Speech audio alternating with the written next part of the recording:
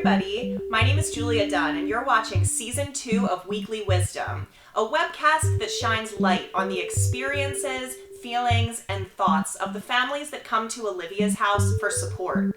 People always wonder, what goes on in the mind of a child after a loss? Why not just ask them? Let's see what this week's question is.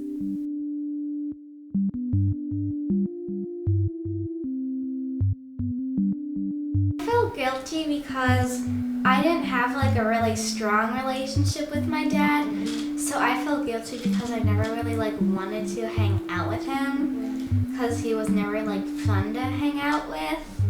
But then after he died, I was like, well, I could have hung out with him more. I felt guilty when I first found out that my grandfather died. I spent 3 hours in my room trying to calm down instead of out there with him. And he told me before that he was gonna do it, but I didn't think he was serious. He usually joked around about that, but then I found out that he hung himself, and it was just really hard for me.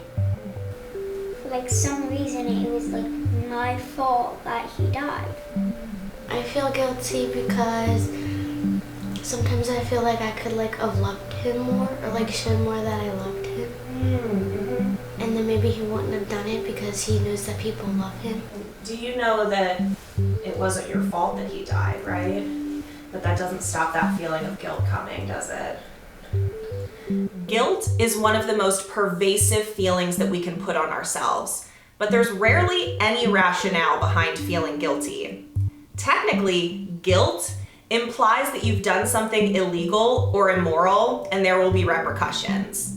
When it comes to loss, it's human instinct to make it seem like it was our fault that they died. Because if we feel that we are responsible, we think we can somehow prevent it from happening again in the future.